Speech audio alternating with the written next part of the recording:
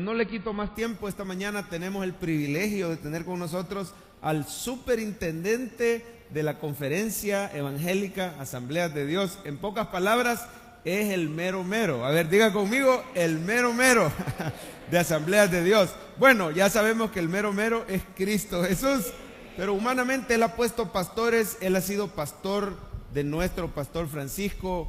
El año pasado estuvo con nosotros el hermano Jeremías junto a su esposa, hermana Pasita, y durante el año el Señor la llamó a su presencia. Pero algo que admiramos es cómo el Señor Jesús le ha dado fuerzas a este hombre para poder soportar la tristeza de esta separación temporal y para seguir al frente de una denominación que es hoy por hoy la más grande en El Salvador. Está mandando misioneros. Sin más, dejo con ustedes al pastor Jeremías Bolaños.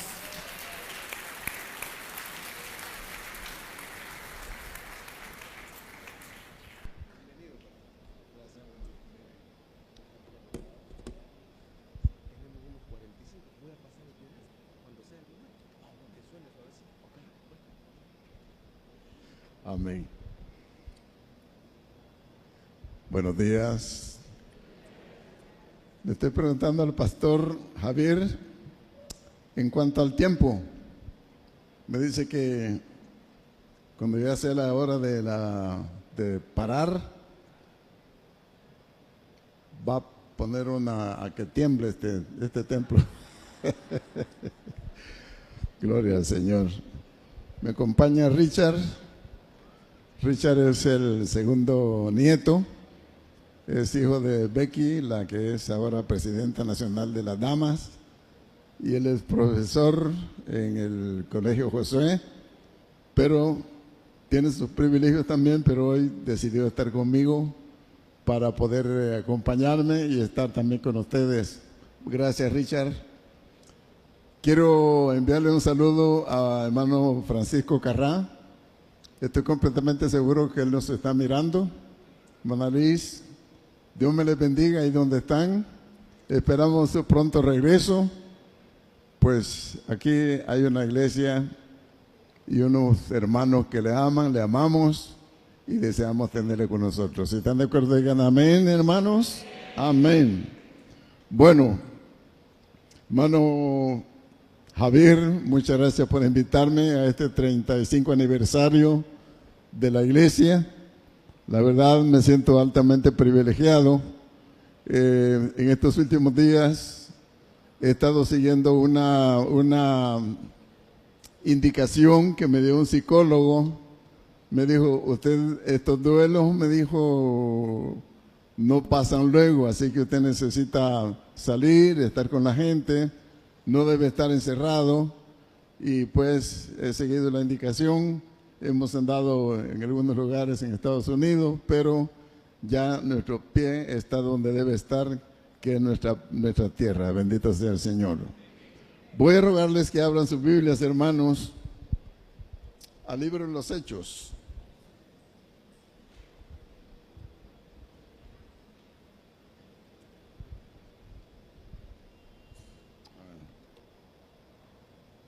Vamos a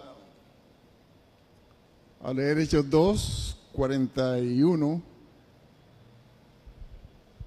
y 42, el cual dice: así que los que recibieron su palabra fueron bautizados y se añadieron aquel día como 3,000 personas y perseveraban en la doctrina de los apóstoles, en la comunión unos con otros, en el partimiento del pan y en las oraciones. Amén. Hay una palabra aquí que llama la atención y es la palabra perseverancia. Perseverar quiere decir mantenerse en una sola línea, mirando hacia adelante. Yo pienso que esto se ha cumplido perfectamente en mi persona, porque yo recibí a Cristo cuando tenía 7 años y aún antes de esos 7 años yo ya había estado debajo de las bancas de la iglesia, así que desde que nací yo estoy en la obra del Señor. Y doy gracias al Señor que a mi edad de 82 años y meses nunca me he apartado del camino del Señor. He perseverado en los caminos del Señor. También Dios me permitió perseverar en relación a la fidelidad con mi esposa, que tuvimos con ella 59 años completos más un día. Nunca nos apartamos, nunca dejamos de amarnos.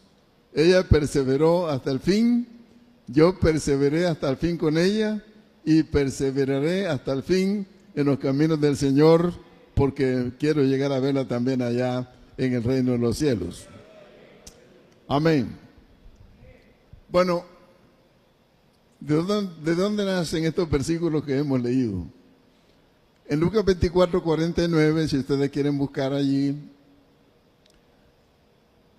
dice que el Señor les dio la orden a 500 hermanos y les dijo: más quedaos vosotros en la ciudad de Jerusalén hasta que seáis investidos con poder desde lo alto. Los 500 hermanos oyeron la orden del Señor, mas no todos obedecieron, pero sí 120 de ellos decidieron irse al aposento alto y ahí orar por 10 días. En esos 10 días, de seguro ayunaron, oraron, alabaron al Señor, adoraron, y al último día vino de repente un viento recio que sopló en aquel lugar y sucedió algo extraordinario. Unas lenguas de fuego literalmente se posaron sobre la cabeza de cada uno de ellos y dice la Escritura que comenzaron a hablar en otras lenguas según el Espíritu les daba que hablasen. Dicho sea de paso, esa práctica de alabar al Señor en lenguas, en la glosolalia bíblica de Hechos 2:4, es algo que tiende a perderse en las iglesias, porque nos gusta más lo formal, lo tranquilo, y no, como que tenemos temor cuando ya vamos entrando a las profundidades de la comunión con Dios. Pero todavía el Espíritu Santo está presente hoy día en la iglesia. ¿Cuántos dicen amén? El Espíritu Santo está todavía presente en su iglesia. Bueno, sucede que el Espíritu Santo descendió, fueron llenos del Espíritu Santo y luego hubo una confusión porque dice que habían venido como de 17 naciones. Los judíos que estaban en la diáspora venían a esa fiesta del Pentecostés y comenzaron a orar, a alabar a Dios en los idiomas de los países de donde provenían.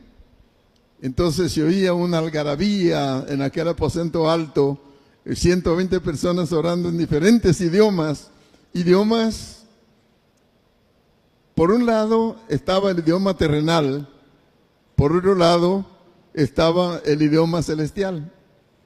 El idioma terrenal son las lenguas que se hablaban en los países, pero el celestial era el que solo Dios entiende.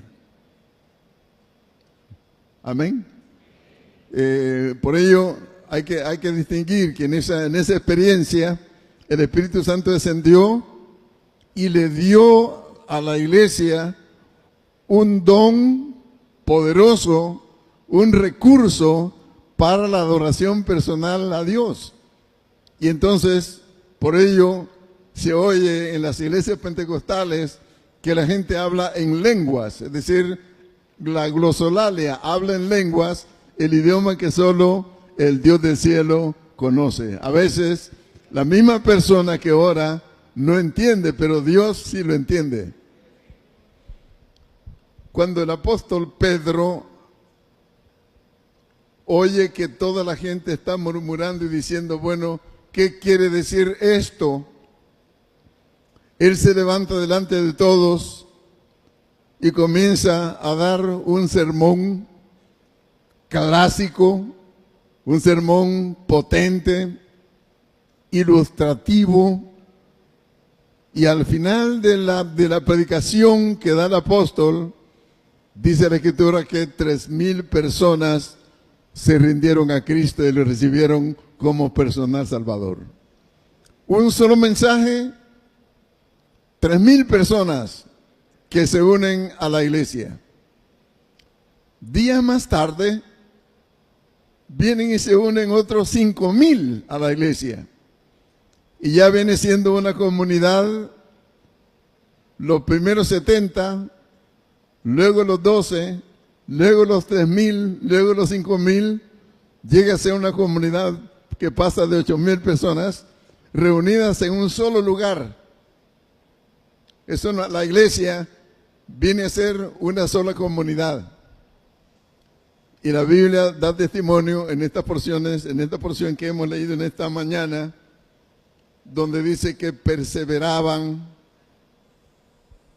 en la doctrina de los apóstoles. Es decir, la doctrina de los apóstoles no era tan enredada como la tienen hoy los teólogos. Los teólogos han escrito tanta cosa que a veces uno ni siquiera llega a entender todos los pormenores de toda la teología que hay ahora en el mundo. La doctrina de los apóstoles primeramente declaraba que solo Cristo salva. Amén. Digamos todos, solo Cristo salva.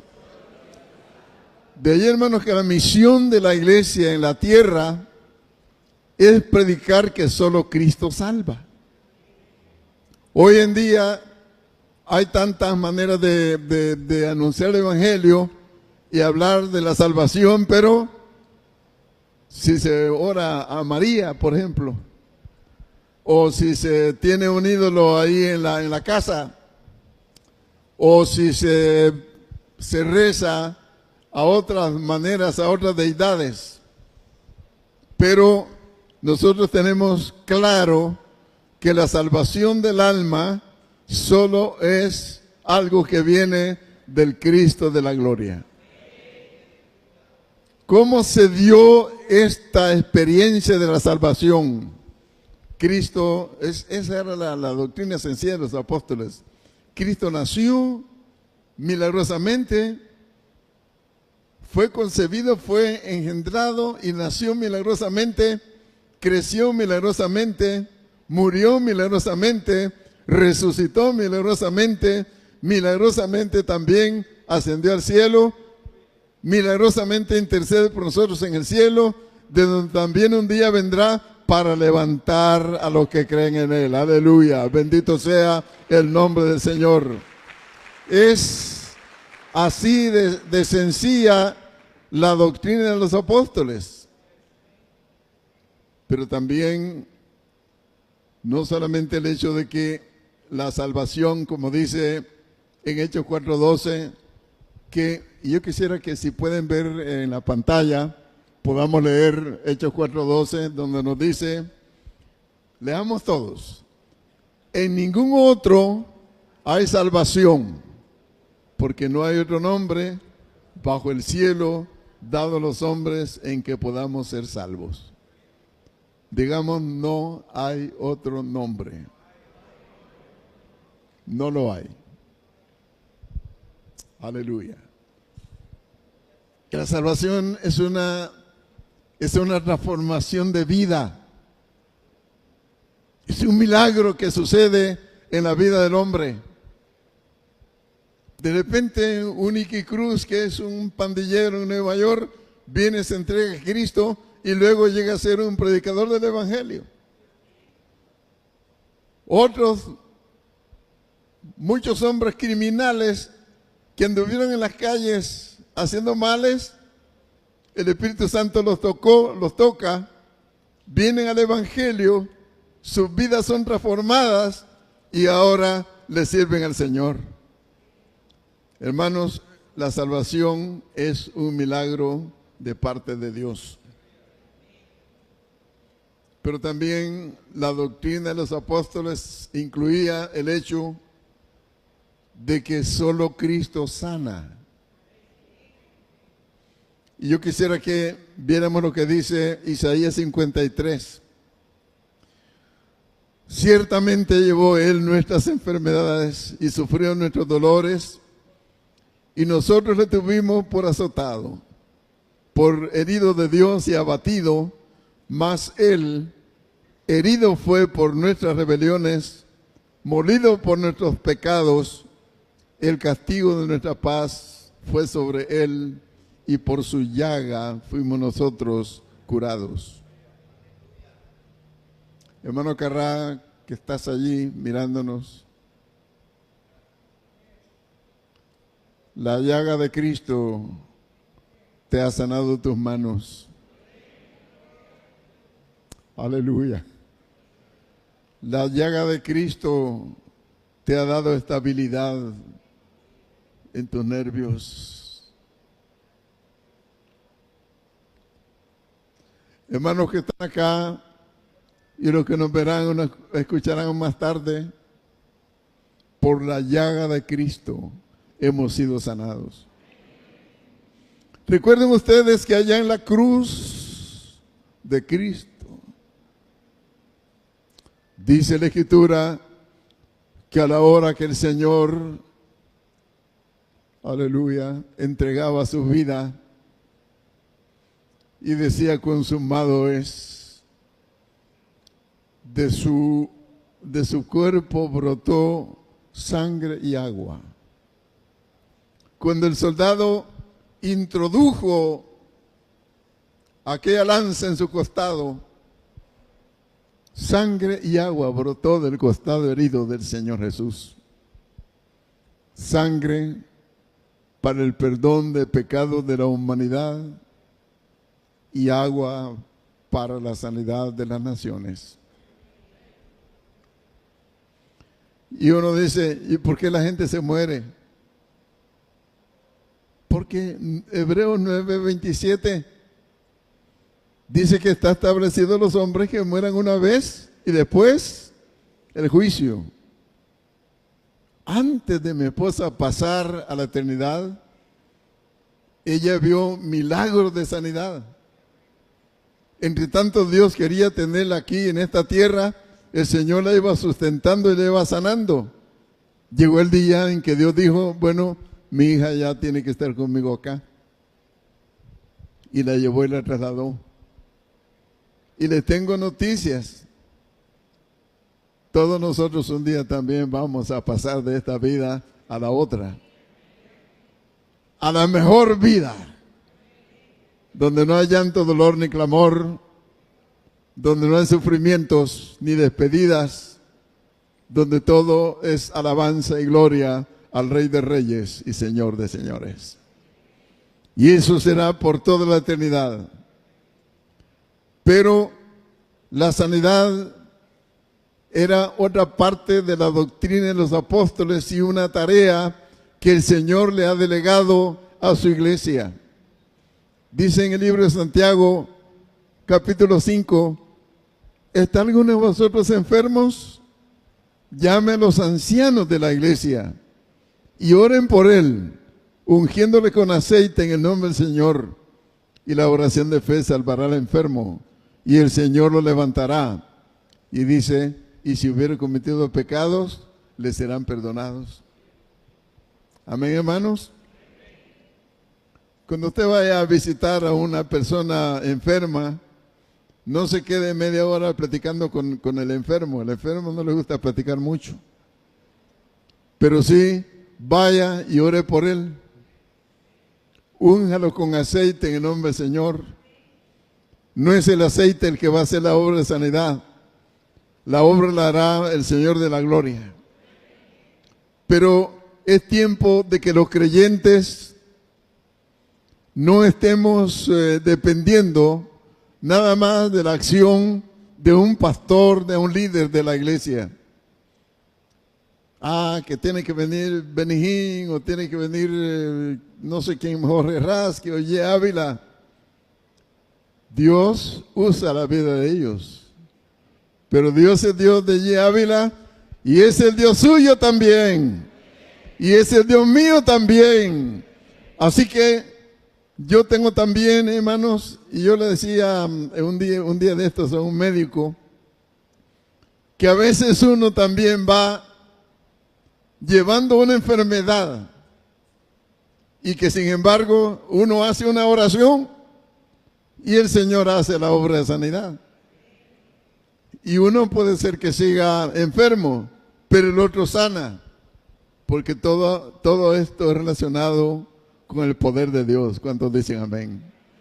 Así que parte de la doctrina de los apóstoles era el hecho de que solo Cristo salva y solo Cristo sana. Y la misión de la iglesia es anunciarle a esta humanidad que solo en Cristo hay salvación y en Cristo hay sanidad. El tercer aspecto de la doctrina de los apóstoles, hermanos, es que Cristo bautiza también con su Espíritu Santo. Por ello más tarde dice Efesios 5, no se reír con vino en el cual hay disolución, antes bien sed lleno del Espíritu Santo.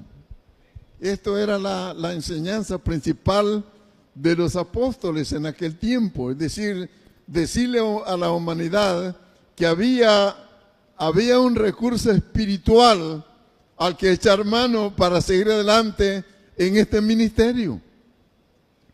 Y la tarea de la iglesia, la tarea esencial de la iglesia, es anunciar este bautismo de poder. Es buscar este bautismo de poder. Cuando yo inicié el ministerio a la edad de 18 años, yo me fui a la ciudad de Santa Ana a estudiar, 1962, y pues yo había sido crecido en una iglesia pentecostal, pero yo no tenía la experiencia del bautismo del Espíritu Santo. Pero en una semana de oración del Instituto Bíblico, yo me quedé orando un día viernes. Mis compañeros de estudio se fueron a desayunar, a almorzar, a cenar. Yo no quise ir a ninguno de los tiempos de comida. Me quedé al pie del altar y le dije, Señor, yo no me voy a ir de este lugar hasta que tú me llenes con tu Santo Espíritu. Ya en la noche, cuando estaban apagando los templos, las luces del templo Betel en Santana, la gente estaba saliendo y yo estaba triste porque no había pasado nada. Pero llegaron dos pastores y me dijeron, levantar la mano, Jeremías, me dijeron, y el Señor va a hacer algo. Yo lo hice. De ahí no me acuerdo más, hasta que entre los dos me llevaban y yo les quería dar las gracias porque me estaban ayudando, pero no me salían las palabras en español, sino que me salía un idioma que me decían ellos, Jeremías, dale gloria a Dios, ya el Señor te bautizó con tu Santo Espíritu, con su Santo Espíritu. Y yo alaba a Dios. Yo era un muchacho muy tímido, hermanos. Antes de esa experiencia, yo le tenía miedo a las muchachas. Yo no tenía valor de evangelizar, sentía un temor. Pero cuando el Señor me llenó con su Espíritu Santo, perdí el temor y le hablé a las muchachas. Sentí valor de evangelizar y sentí autoridad en la predicación. Y cuando regresé a mi campo, donde me habían dado ya una pequeña iglesia, en la celebración de cumpleaños, de un cumpleaños de un hermano, yo prediqué un mensaje y el Señor salvó 14 almas aquella noche. Aleluya. Bueno, ya no era yo, ya no era el tímido muchacho, ya era un muchacho ungido de Dios, lleno de Dios, con la autoridad de Dios, y esa autoridad de Dios está al alcance de Cefad, está al alcance de la iglesia, está al alcance de pastores, miembros, líderes de la iglesia. El poder de Dios está al alcance de todos nosotros. Bendito sea el nombre del Señor. Bendito sea el nombre del Señor. La doctrina de los apóstoles incluía un cuarto aspecto. y es la venida de Cristo Jesús. Ya en Hechos 1, 10 y 11 dice: y estando ellos con los ojos puestos en el cielo, entre tanto que él se iba, he aquí se pusieron junto a ellos dos varones con vestiduras blancas, los cuales también les dijeron: varones galileos, ¿por qué están mirando al cielo? Aleluya. Este mismo Jesús que ha sido tomado de vosotros al cielo, así vendrá como lo habéis visto ir al cielo. Apláudele al Señor en esta hora. Ojalá viniera hoy, ojalá apareciera hoy. Entre tanto la iglesia está reunida, porque un día sonará una trompeta en el cielo y el Señor descenderá. No llegará en el arrebatamiento, la primera venida del Señor, no descenderá, no colocará sus pies en la tierra. Eso será cuando venga en gloria, pero en el arrebatamiento de la iglesia, el Señor se quedará en una nube y desde esa nube llamará a sus escogidos, aquellos por quienes Él murió, aquellos a quienes Él transformó, aquellos que nacieron de nuevo, aquellos que fueron lavados en la sangre de Cristo, aquellos que perseveraron en el camino del Señor, aquellos que anduvieron en temor de Dios, aquellos que se apartaron del pecado, aquellos que siguieron la santificación de Cristo Jesús, serán levantados, serán transformados en un abrir y cerrar de ojos. A la final trompeta serán o seremos levantados para ir a recibir al Señor en el aire. Y así, dice la Escritura, estaremos siempre con el Señor. ¿Está usted listo? Si viniera Cristo ahorita que estamos aquí, ¿usted está seguro que se levantaría? Si no, hermano, antes de salir de este culto, usted debe ponerse cuenta con Dios. Si ha cometido pecados, debe confesarlos. Si ha andado en fornicaciones, debe confesarlo. Si ha andado en adulterio, debe confesarlo.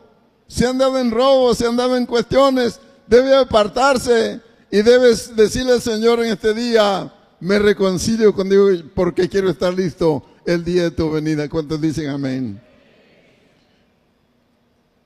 Perseveraban, en segundo lugar, en la comunión unos con otros. Tenían comunión en la alabanza. Dice Hechos 2:47, alabando a Dios y teniendo favor con todo el pueblo. Es decir, caían bien. A pesar de que hacían ruido, a la gente, al vecindario, le agradaba. Hoy en día parece ser que el vecindario como que le siente cierta cosa a las iglesias porque hacen vigilias. Yo vivo en la cercanía del tabernáculo Betel Central y antes hacíamos vigilias ahí en el tabernáculo, pero como eran toda la noche, ya de las 11 de la noche en adelante comenzaban a apedrear nuestra casa porque decían: no nos dejan ver televisión, no nos dejan estar tranquilos. Pero el vecindario de aquella iglesia primitiva tenían favor, es decir, les agradaba lo que el pueblo hacía porque el pueblo le daba alabanzas a Dios. ¿A quién alaba la iglesia? A Cristo. Repito, ¿a quién alaba la iglesia? A Cristo. La iglesia es cristocéntrica. Digamos cristocéntrica. ¿Sabe por qué la iglesia tiene que ser cristocéntrica? Porque no nos conviene estar en los extremos. Nos conviene perseverar hacia Cristo Jesús. Cuando yo fui pastor del Centro Evangelístico de la Asamblea de Dios aquí en la capital, ya en la segunda época del 1991 al 95, pues yo prediqué los domingos en la iglesia, pero hace 30 años yo salí de allí a la superintendencia. Pasados unos años, yo estaba juntamente con mi esposa en un lugar en Los Ángeles, estábamos almorzando, parece. No, estábamos haciendo fila para entrar a cierto lugar, no sé si era un comedor, no recuerdo, pero en la misma fila se colocó un hombre y me golpeaba la espalda y me decía, Jeremías Bolaños. Y yo lo volví a ver y decía, qué famoso soy. Hasta aquí en Los Ángeles me conocen. Y me dice el hombre, da gracias, me dijo, que estás vivo. Ya cuando él dijo eso ya no me gustó mucho. Porque, ¿y qué pasa? Le dije yo. Porque me dijo, yo oí tus predicaciones 4 años, yo me sentaba en una banca que está frente al púlpito, oí tus predicaciones, yo me dijo, era el encargado de liquidarte si es que tú hablabas algo en contra del sistema, el sistema a que él pertenecía. Pero me dijo, como siempre hablaste de Cristo, te salvó la vida tu Señor, me dijo. Gloria a Dios. Y me dijo, hoy que ya yo estoy aquí en Los Ángeles, me convertí, estoy asistiendo a una iglesia, me dijo, pero te quería felicitar porque fuiste cristocéntrico. Y yo le digo a la iglesia del Señor, es mejor ser cristocéntricos. Es mejor no darle gloria al hombre, es mejor darle la gloria solo a Dios. Nadie merece gloria, nadie merece honor en la iglesia, sino nuestro Señor Jesucristo, amados hermanos. Los hombres son cambiables, mienten y todo, pero el que no falla es Cristo Jesús. Así que usted en la iglesia, usted es cristocéntrico. Usted no es político, usted es cristocéntrico. Y vale la pena amar al Señor, porque el que ama al Señor, Dios se encarga de preservarle la vida, tal es lo que me dijo ese Señor. Gracias que fuiste cristocéntrico, es que no te quité la vida. Los creyentes en el libro de los Hechos perseveraban en la comunión, en la alabanza a Dios, en la ayuda mutua.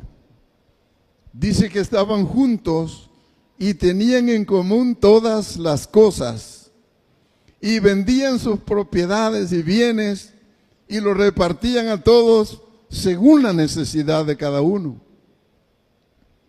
Esto no era un sistema de lo que la mente humana hoy día podría imaginar.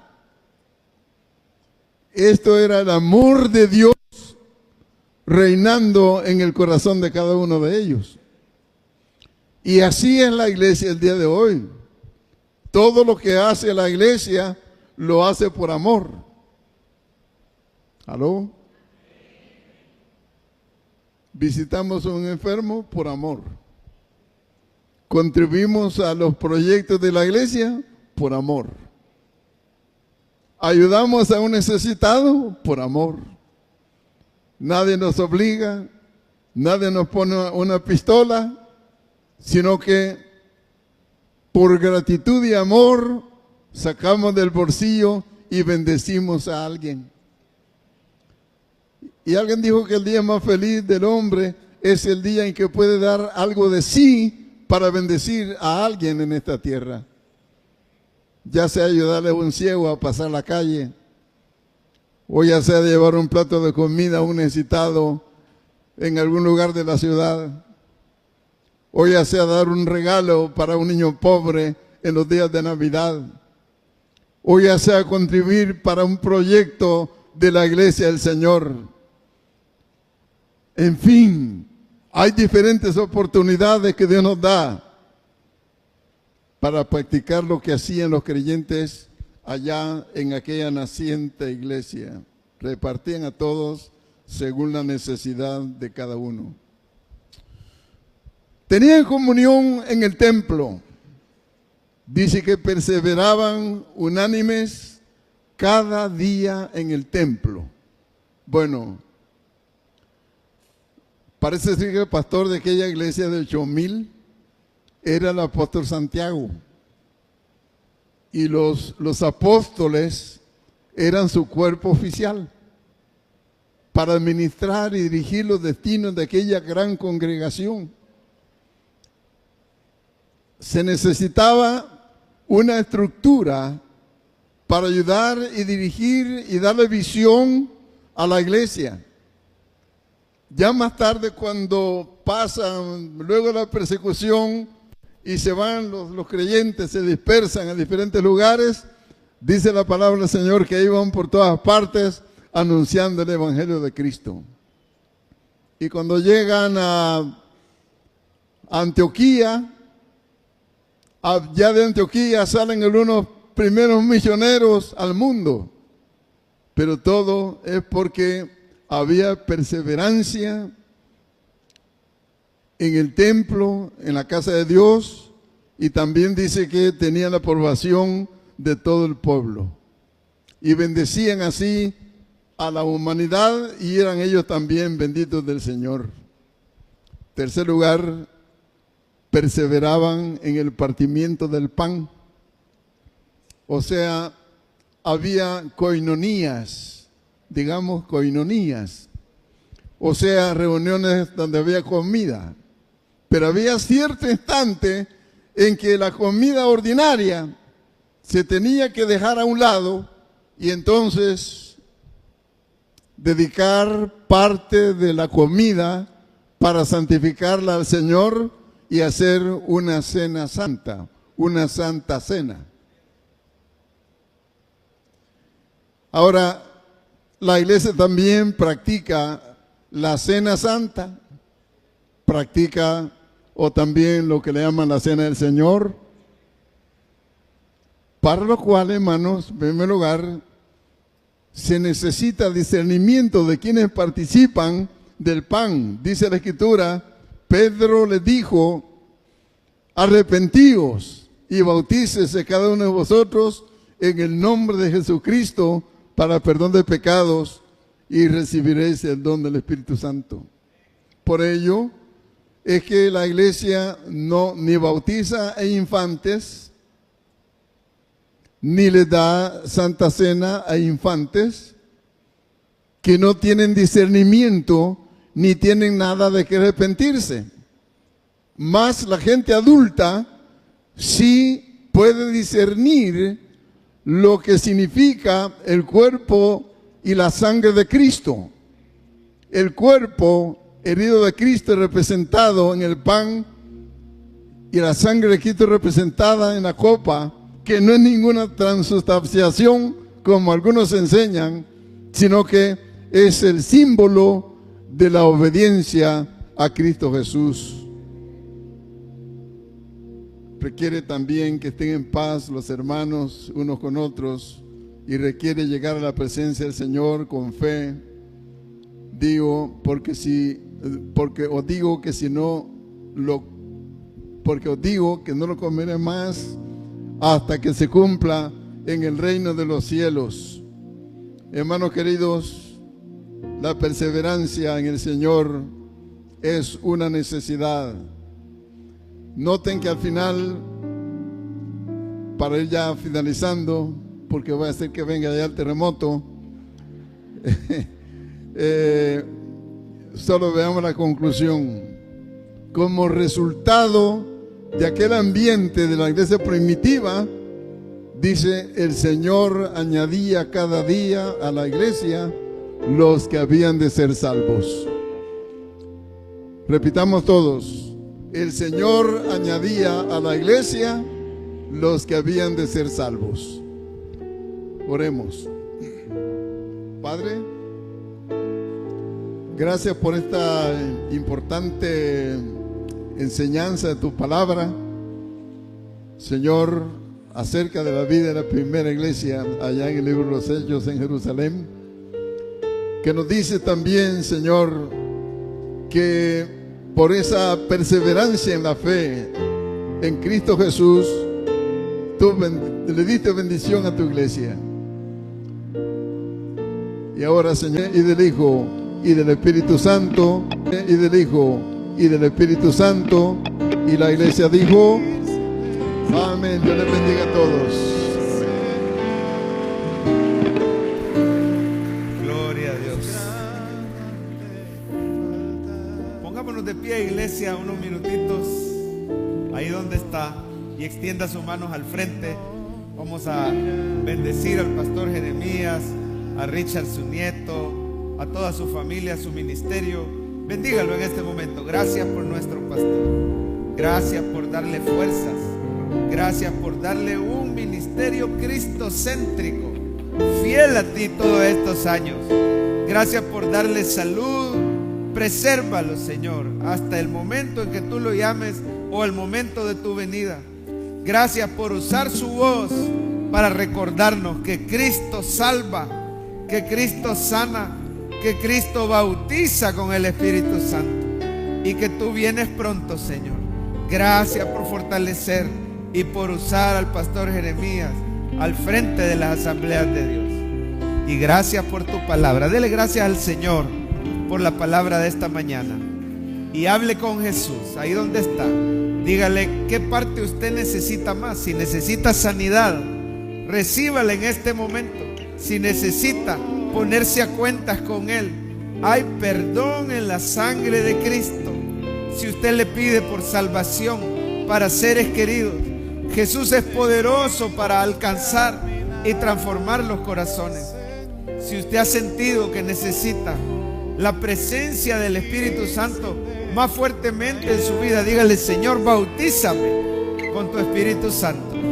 Con sus manos levantadas, alabe al Señor y no mirar atrás. Y no mirar atrás. Seguir tu caminar. Dígale a Jesús: seguir tu caminar, Señor. Quiero perseverar, Señor. Seguir sin desmayar, como lo hacían los apóstoles. Perseverar en tu iglesia. Postrarme ante tu altar, Señor, y no mirar atrás. Si nunca le has recibido, esta mañana dile: Señor Jesús, perdóname. Perdona todos mis pecados. Gracias por morir por mí en la cruz. Dígale: creo que resucitaste. Te recibo como mi Señor, mi Salvador, mi sanador y mi amigo. Gracias por hacerme un hijo de Dios. Enséñame tu palabra y ayúdame a perseverar en esta iglesia. Levante sus manos y reciba esta bendición. Esta semana que comienza, este año que termina, el Señor te bendiga y te guarde, a ti y a los tuyos. Te sane de cualquier enfermedad. Diga amén a esta promesa. El Señor te provea lo necesario y más, hasta para bendecir a otros. El Señor te proteja de todo peligro. Ángeles acampen alrededor de tu casa, de tu trabajo, de tu vehículo, y te defiendan de todo mal. Que el Señor te dé sabiduría y respaldo en tu trabajo, en los estudios de tus hijos. Que el Señor te dé su gozo, su amor. Sobre todo, que Cristo te dé su paz. Esa paz shalom que sobrepasa todo entendimiento. Por Cristo Jesús, la iglesia dice amén. Dios les bendiga, iglesia. Estamos despedidos. Feliz aniversario. Gracias y paz. Bendiciones.